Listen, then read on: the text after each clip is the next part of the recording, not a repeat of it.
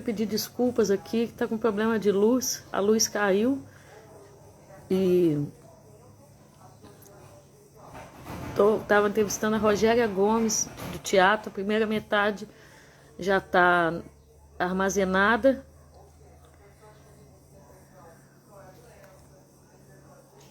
E vamos esperar um pouquinho, ver se ela chega aqui.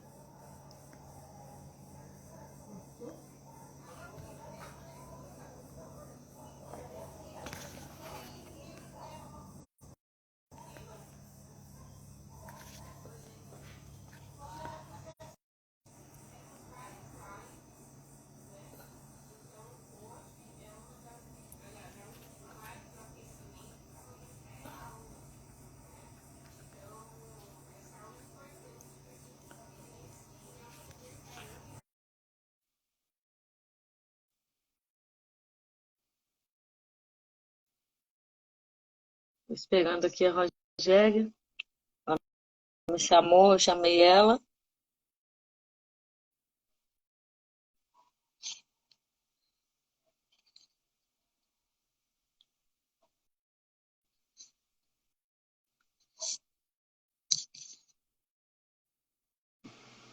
Voltei! Desculpa, viu, Rogéria? Sabe o que é? Deixa eu te explicar. Aqui é um sítio que eu moro e às vezes a luz cai subitamente. Mas está gravada a primeira parte está gravada e Aham. a gente estava falando da direção do Domingos, do caráter feminino. E ainda está por aqui, obrigada. Quem estiver chegando, obrigada também, porque é como a vida, a gente cai, mas levanta. A gente caiu, mas levantou, não é? Isso mesmo. Depois o pessoal que não pegou a primeira já está e eu vou colocar no canal. Fica tudo no canal. Ótimo. Mas, e a gente estava falando, então, outra coisa que você também trabalhou, com a Ópera do Malandro, Chico Buarque, ela e eu, Véspera com Chuva, como roteirista, diretora, pesquisadora. Não sabia, né? A Ópera do Malandro, no teatro, você trabalhou? Sim, esse espetáculo da Ópera do Malandro é um musical classicão do Chico Buarque, né? Assim, super maravilhoso.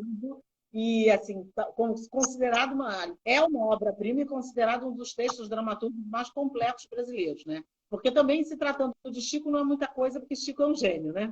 Mas, enfim, nós fizemos esse espetáculo em prol da SBAC, da Sociedade Brasileira de Autores Teatrais, que é, aliás, um espaço maravilhoso, que eu gostaria de aproveitar para falar sobre ele, que reúne os maiores dramaturgos do Brasil, os direitos dessas pessoas, as peças dessas pessoas, desses autores, estão todos guardados. Foi uma sociedade fundada pela Chiquinha Gonzaga, tem móveis da Chiquinha Gonzaga nesse espaço, é um espetáculos maravilhosos guardados lá, e um espaço maravilhoso que está com dificuldades financeiras já há algum tempo e cada vez com mais dificuldades. Estava no momento em que ia fechar as portas e nós decidimos alguns artistas que trabalham lá, que apoiam a causa, que estão lá, fazer alguma coisa. Nós fizemos esse espetáculo, o Chico liberou os direitos, porque o Chico também é um artista das BAT, ele liberou esses direitos e nós fizemos um espetáculo adaptado. Eu fiz a adaptação do texto, o que é de uma ousadia total, né? Porque mexer numa obra do Chico é uma coisa até muito, muito complicada, mas assim, a gente precisava adaptar para ser um tempo menor. Fizemos a adaptação, colocamos 25 atores no palco, músicos, uma banda, e foi lindo, lindo, lindo. Foi um espetáculo maravilhoso que a gente pretende, inclusive, retomar. O público gostou tanto que a gente deve estar voltando. Eu e a Luva é um espetáculo que eu tive o prazer e a honra de dirigir a Sueli Franco, nada menos do que a grande dama do teatro, Sueli Franco. Uma querida, maravilhosa, e eu fiz esse texto, não é meu, eu fiz uma adaptação, é um texto da Lúcia Benedetti, de uma acadêmica, uma dramaturga, para quem não sabe, foi a primeira mulher que trabalhou no teatro infantil, antes até da Maria Clara Machado, que é mais conhecida. Para quem não sabe, ela é mãe da Rosa Magalhães, da Carnavalesca. É uma maravilhosa. E a Rosa gentilmente cedeu os direitos para nós e eu fiz a adaptação de um conto. Na verdade, Vesperal com Chuva é um conto. E nós adaptamos eu e ela Vesperal com Chuva, que foi o primeiro monólogo da Sueli Franco em 65 anos de carreira. Puxa vida! Foi E com maravilhoso. esse todo, né, do teatro, você chegou a fazer teatro também ou não? Ou você ficou só na pesquisa, na escrita mesmo, que já é muita coisa? Sim, essa é a minha onda. Eu sou uma atriz muito fracassada. Eu nunca pensei em ser atriz. Assim, todo mundo me faz essa pergunta. Você nunca foi atriz? Você nunca tentou ser atriz? Eu nunca tentei ser atriz e nunca quis ser atriz. A minha história vem mesmo da pesquisa, da escrita, da memória, que é o lugar que me pega, né? Eu acho que é muito pela minha origem como jornalista, né? Não que jornalista eu não possa ser atriz, tem várias. A própria Clarice Nisquet, por exemplo, se formou em jornalismo, depois tornou-se atriz, entre tantas outras. Mas não foi o meu convite, eu não tenho, o meu talento para isso é zero. Tem um dizendo aqui, ó, que você seria uma ótima atriz. Mas ela já uma moça dizer. É a Aninha, minha amiga querida, que me olha com um olhar generoso de amiga querida. Aliás, aos meus amigos que já estiveram aqui, que estão chegando, obrigada, gente. Vocês estão, assim, o luxo da vida. Como eu digo para eles, eu não sou artista, não tenho nada de interessante para as pessoas quererem saber. Só a Daniela, com seu olhar generoso, que quer ficar falando de teatro comigo. Imagina! Imagina, quem está nos bastidores da realização de uma peça tem uma importância imensa, desde o princípiozinho, que é o que? Pegar e ler roteiro, discutir roteiro, né? Até chegar-se à cena, que aí você vai ter iluminação, você vai ter uma série de coisas, figurino, né? Então, é muito importante essa adequação da linguagem do ator, né? Me identifico muito, adoro e admiro profundamente os atores, as atrizes. Eu acho que eles têm um trabalho, eles são os operários da arte, né? Eles são as pessoas que nos colocam no espelho todos os dias. Né? E eles têm muita dedicação a isso. É um ofício, é que nem professor, é quase um sacerdócio, né? Porque são muitas horas, porque as pessoas que chegam no teatro, elas não têm muita ideia, muitas vezes, claro, nem todas, do que está por trás de você chegar ali e ver 2 horas de um espetáculo, 1 hora de um espetáculo. O quanto se trabalhou para chegar naquele lugar. E não só o ator e a atriz, mas toda uma equipe. Até no monólogo, o cara não está sozinho, ele está sozinho na cena. Mas tem uma porção de gente aqui. Você tem muita gente que trabalha e trabalha árduo. Nós ensaiamos 8 horas por dia, 9 horas por dia, às vezes perto da estreia, às vezes de domingo a domingo. Então, o espetáculo você continua ensaiando. O ator, ele trabalha a voz, ele trabalha o corpo, ele trabalha a escrita, ele trabalha a leitura. Comigo, por exemplo, a gente faz oficina, a gente fala sobre a época que a gente está trabalhando, a gente fala sobre vários aspectos daquele espetáculo que a gente vai encenar. Então, assim, é um trabalho complexo, não é tão malolinha como as pessoas pensam. Ah, teatro, quase uma brincadeira. Claro que é um grande suplay, né? Como diz o Nanini, o artista é o cara que, assim, o teatro é um suplay para todo mundo deveria estar neste lugar, mas é um suplay sério, né? O cara tem que batalhar para chegar, né? Aliás, eu quero fazer um adendo aqui, preciso fazer. Você falou do Ópera do Malandro, eu não dirigi o Ópera do Malandro sozinha, eu tive um super parceiro, dirigiu comigo, fez um pouco da adaptação comigo também, parte da adaptação, a gente fez um trabalho junto, que é o Carlos Arthur Thierry, conhecido no meio como Carlos Thierry, né? Para mim, o Carlinhos. Então, nós trabalhamos juntos. Foi uma dupla, né? A gente fez, nesse espetáculo nós fizemos juntos. Me impressiona muito, eu vi alguns monólogos, principalmente o trabalho que é no monólogo, porque para o ator prender a plateia sozinho, né? É um trabalho muito grande, é um trabalho difícil. Muito. E para o ator também. A gente costuma até brincar que o cara que vai para o monólogo é igual o cara que escreve um romance. Ele chegou na estatura do varão perfeito. É que, como a gente diz que quem escreve romance é porque o cara já está na estatura do escritor, né? Não é para qualquer um. Então, é a mesma coisa com o ator, né? Embora hoje a gente da novíssima geração fazendo muito monólogo, que eu acho que isso foi um legado que a pandemia nos deixou. Uma forma da gente se reinventar, né? Porque hoje, para você, é muito caro. Para você colocar um teatro de pé, custa muito dinheiro. As bilheterias não pagam o teatro, não tem como.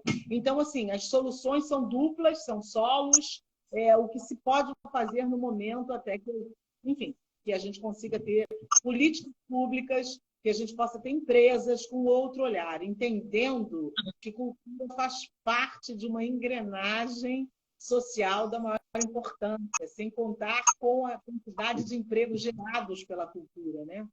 Quando você espetáculo em cena, você está abraçando no mínimo entre 10, dependendo do espetáculo, de 10 a 20, 30, ou às vezes 50 profissionais envolvidos num único espetáculo.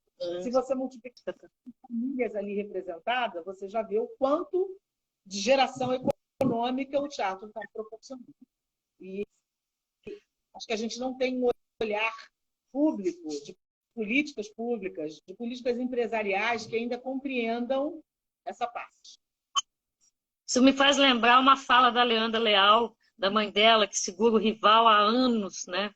Um teatro há anos, né? Como é difícil, como é um trabalho de sacerdotisa mesmo, muito, de manter aquele teatro em pé, né? É muito gasto, é muito investimento. Na verdade, não é gasto, é muito investimento.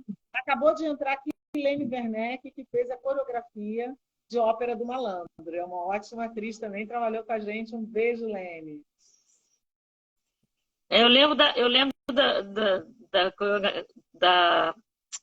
um pouco dos figurinos do filme Ópera do Malandro, da Cláudia Hanna, Andréa Dantas. Sentimental. Andréa Dantas também, que também fez o ópera com a gente. Maravilhosa atriz também. Mas quais são os seus autores de cabeceira, assim, do teatro? Menina, são vários, tem muitos. Nelson Rodrigues, Juracy Camargo, eu amo as peças do Juracy, eu gosto demais das peças dele. Eu gosto de Shakespeare, gosto de Molière, gosto daqueles caras que são os classicões, né? Mas os brasileiros eu também gosto muito do Machado de Assis, gosto muito do Vianin, eu adoro o Vianin, acho que ele tem uma escrita maravilhosa, uma embocadura para o ator, assim, nossa, o texto sai bonito, assim, sabe? É redondo. É um cara maravilhoso, tem textos, né, incríveis, né? Foi um cara que morreu cedo e deixou uma obra fantástica. Tem muita, o Oduvaldo Viana Filho, pai, enfim, Jean Francisco Guarnieri é o outro. Adoro. Muita gente.